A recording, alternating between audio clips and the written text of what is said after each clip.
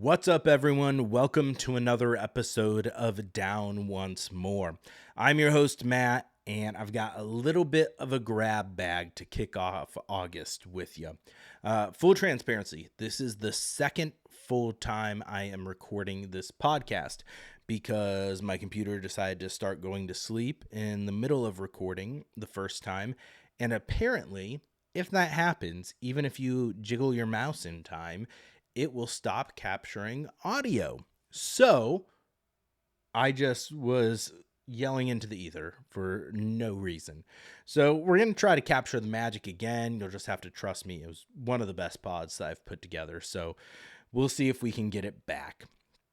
A little bit of everything. We're going to have some music talk, some musical talk, some TV talk. Give you my top songs going into August, what I plan on being bumping throughout the, I hate that I said bumping, playing throughout the month, listening to, jamming to. I will give a shout out to, I was on Diary of a Swiftie Pod, again, their episode that released yesterday, so on Tuesday, August 5th. I was on there with Ella as kind of a guest host. We talked concerts, we talked music, we talked what songs make you cry. It was a good time. We recorded for 2 hours, and the final episode is 43 minutes long because Ella and Leanne, and this was just with Ella that I recorded, take a different approach to their podcast, which I respect. They carefully curate the episodes that they put out, and we talked a little bit about curating the Instagram highlights and everything like that. I don't do that. What I do is I just let her rip, and I put myself in a position like I did this week where it is Tuesday night. The episode is slated to come out tomorrow. And so I have no choice but to let her rip, fire it off, edit, and what happens, happens. Because I hate myself. What will usually happen if I give myself too much time, though, because there's a method to my madness. I give myself too much time, and so then I record the episode, and then I go to edit it the next day, and I'm like, I got like 4 days until it's due to be out. And then as I'm listening and I'm editing, I'm like, I hate every bit of this, and we'll completely re-record the episode. That's happened multiple times because I'm a glutton for punishment, and there's a fair mix of self-loathing thrown in there. So I can't do that tonight. Even though this is the second time I'm recording it now, we're going to do a late night with it. So now that you have listened to me ramble for 3 minutes, let's get into the actual topics we will talk about. But go check out Diary of a Swiftie Pod, the episode I was on. The first one we talked about All Too Well, the Taylor Swift song, and a lot of just random talk, musical talk in there as well, and some history of this podcast. This time, it was a little more casual fun. We didn't talk about a Taylor Swift song. It was just some back and forth. Had a good time with it. So go check that out. Spotify, Apple Podcasts, not on YouTube. So only audio platforms, which I also respect because it does make it easier to edit. So shout out them for being smart with how they're putting their podcast out instead of just yelling into the void for 30 minutes to an hour every week like I do. First thing I want to touch on is something that has taken over my social media feeds, and that is Jesus Christ Superstar at the Hollywood Bowl. This cast, everything I've seen out of it just makes me so insanely jealous for the people who are able to experience this live. Cynthia Erivo as Jesus is absolutely stellar casting, and she absolutely crushed this role in these performances. Her rendition of Gethsemane is just absolutely just heartbreaking, and the notes she hits and the emotion in her voice and her performance is absolutely fantastic. Adam Lambert as Judas, also just an insanely talented artist and musician, and how he portrayed this role and his voice and the vocal choices that he makes are absolutely insane and amazing. And I've loved almost every version of Judas that is out there and recorded. Carl Anderson, so damn good in the original movie, and some of the original performances. Tim Minchin in the 2018 tour is absolutely amazing. And then Brandon Victor Dixon, I believe I could be messing up the last name, but absolutely great in the NBC Live version with John Legend. And then Philippa Sue as Mary Magdalene in this performance at the Hollywood Bowl. So good, and I don't know how to love him. And Sarah Bareilles was absolutely amazing in the version with John Legend. But Philippa Sue, such a pure voice and so insanely talented. Good old Eliza Hamilton herself, so damn good in this role. Josh Gad brings a whole insane energy to King Herod that I feel like is absolutely perfect for that role, has fun with it. He was out with COVID for the first performance, so John Stamos stepped in and did a fun job with an insane wig. Just a crazy wig going on, but so good. And Raul Esparza as Pilate, an insane cast, so insanely talented. Very jealous of everyone who got to experience that, and so thankful for the videos that have come out of it, that we've been able to experience it as well. Now, I don't think there's going to be a pro shop. They're done with the performances. The cast was amazing. Pro shots are expensive. I don't think we'll be getting one of those. However, they did release an official recording of Adam Lambert's version of Heaven on Their Minds. So I am hopeful that we will get a full cast recording of the full album. And so here's hoping we get to experience and have Cynthia Erivo's versions of Jesus' songs in perpetuity and can listen to and just bask in. So jealous of all of you who were there. If you haven't seen these videos, go check them out. TikTok, YouTube, they're all over the place. So much talent, so good. And then go check out Brad and I's review of Jesus Christ Superstar on YouTube, Apple, or Spotify. We talked about the movie with Ted Neely, who also visited this cast at Hollywood Bowl, had some great things to say about it, and seems like very supportive. And so just so good.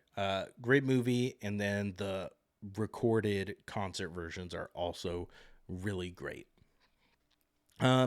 Something you may have noticed if you're a YouTube watcher of the podcast, which thank you, appreciate all of you. That's where I see the most like traction, and is the more visible for actually the podcast is reaching.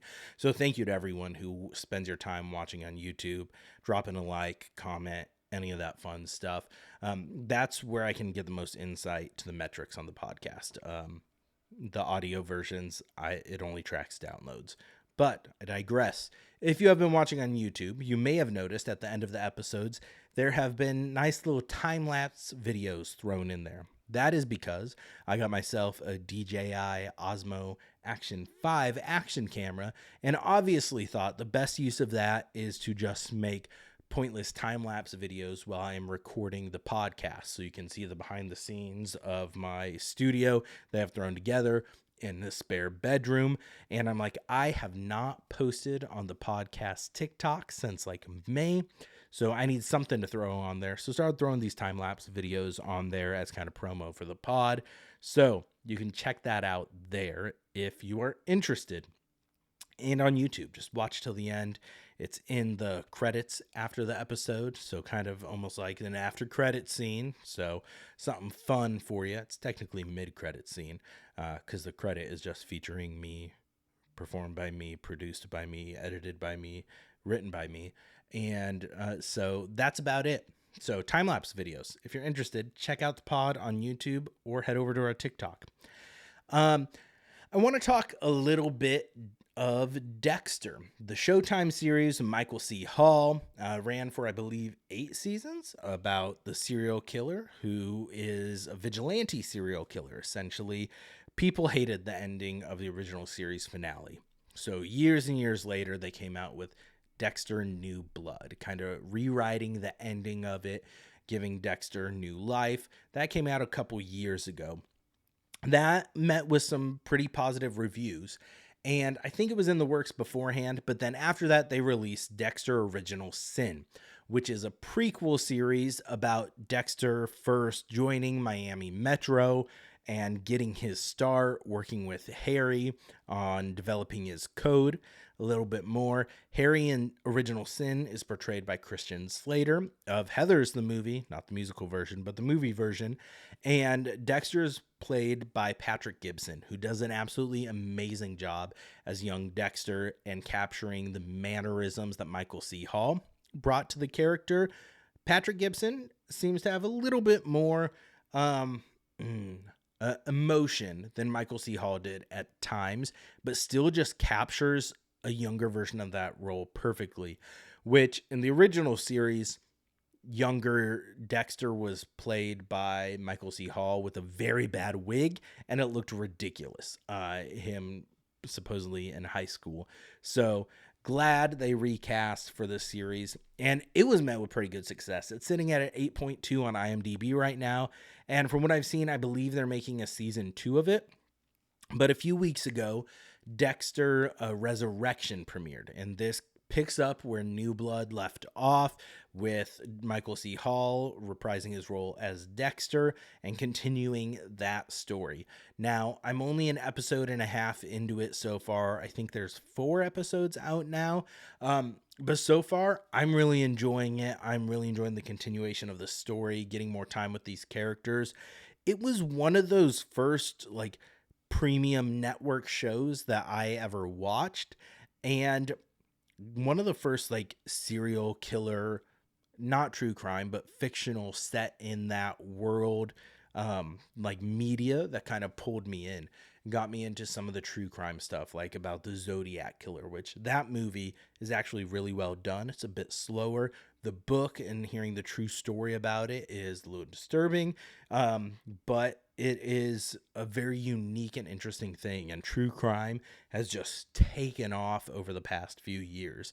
And so even though Dexter is fictionalized, still a lot of interesting stuff in there, and just a great drama mystery series as a whole. That's been Dexter Talk.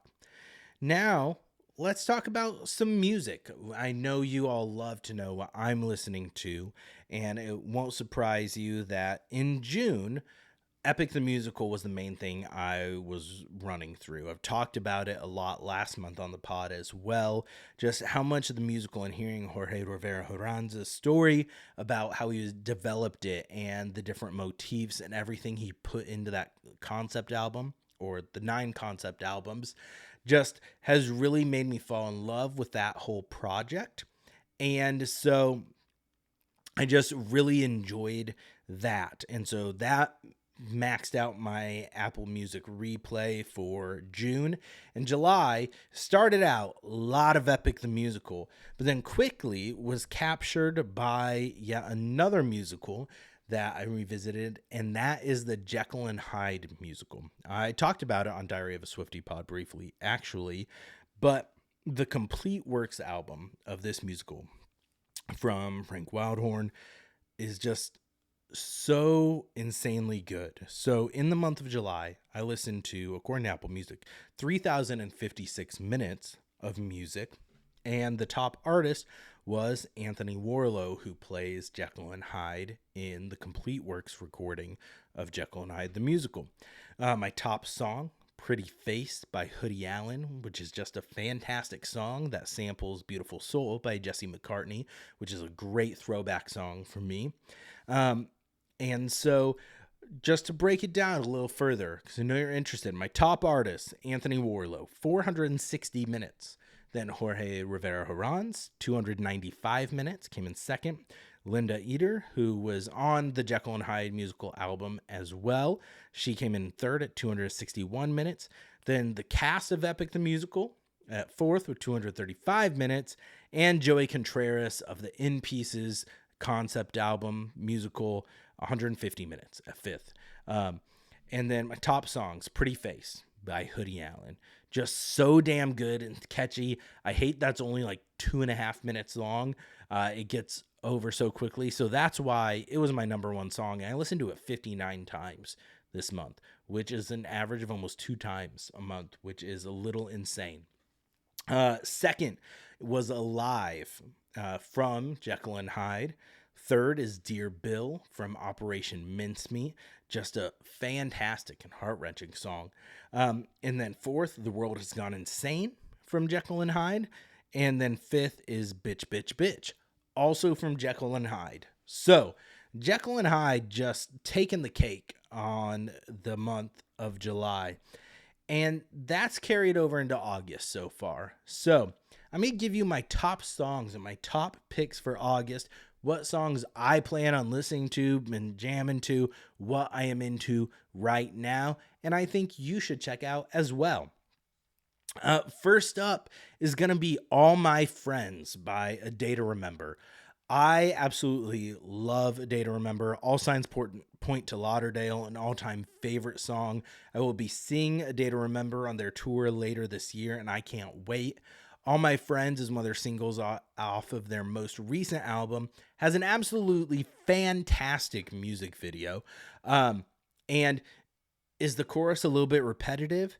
Absolutely. But it is catchy as hell. It is song of the summer candidate for me. And it is a song that's designed to be sung along to. Like this, I am picturing the entire arena singing along to this in October, and I cannot wait.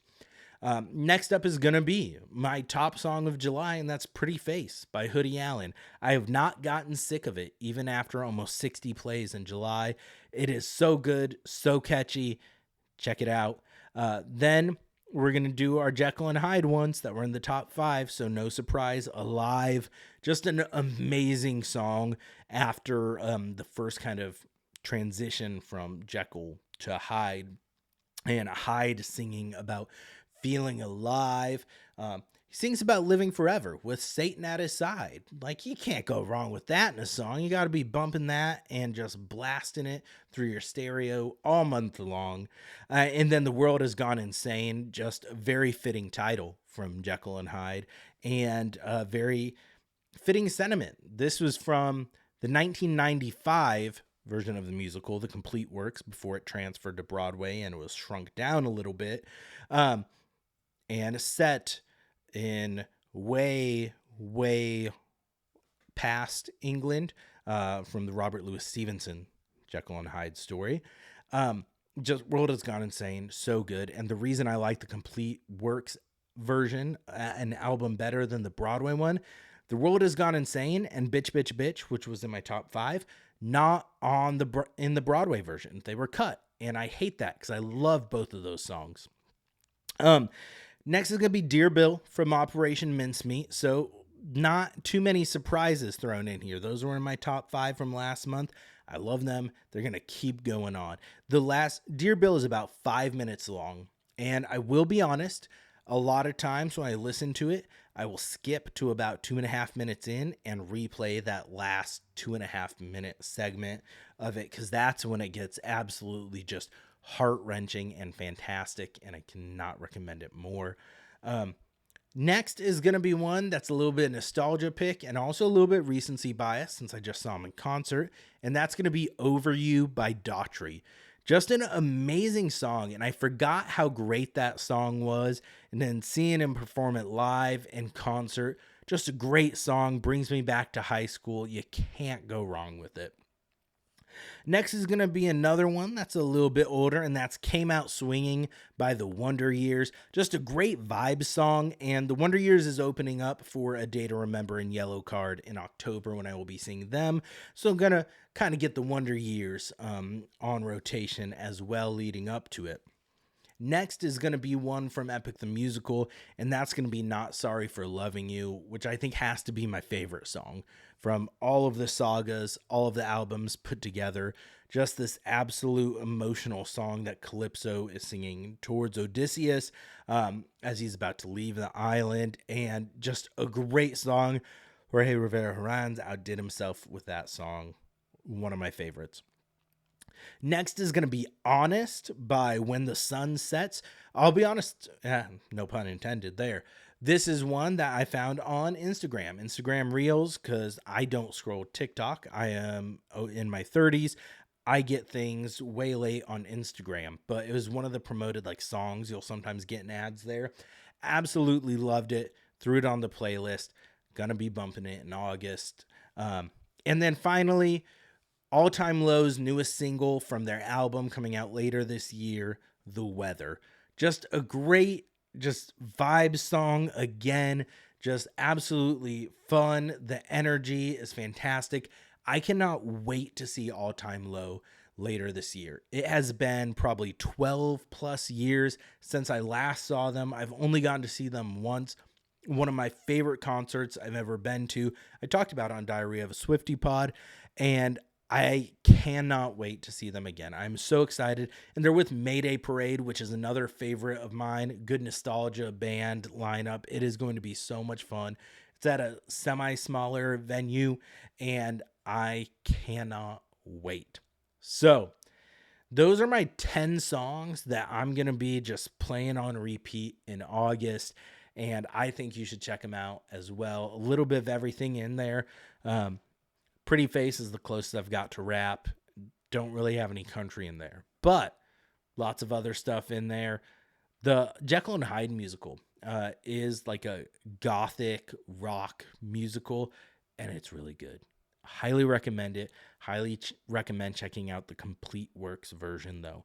Don't listen to the Broadway version. I mean, the cast is good as well, but you lose so many great songs. So the Complete Works, it's got like 30 plus songs, over 2 hours long. Can't go wrong with it. Check it out.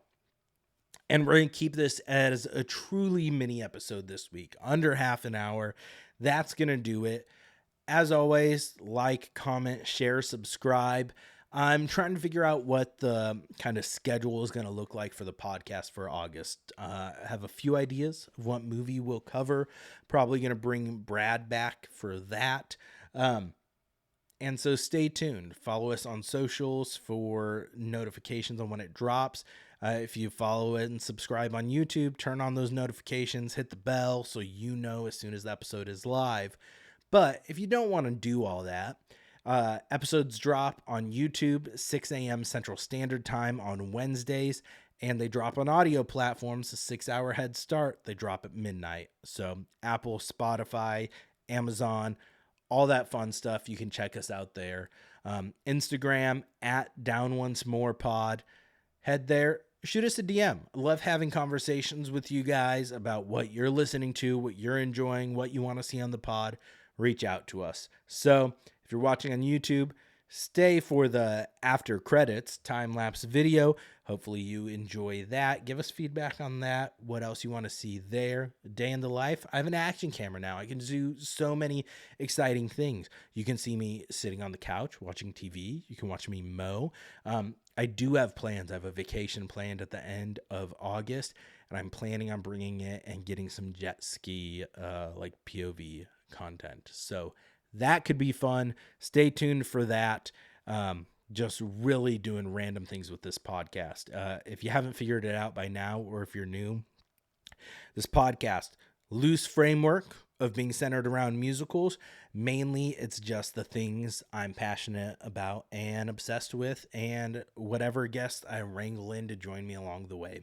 So we're almost 200 episodes in, so lots of things to check out if you're new. Glad you're all here. Drop a comment what your song for August is going to be and what you think I need to add to my playlist. So I want to learn, find new things. I tend to find things I love, run them into the ground. So give me some variety to mix it up. But appreciate you all. Love you. Don't forget to go down once more.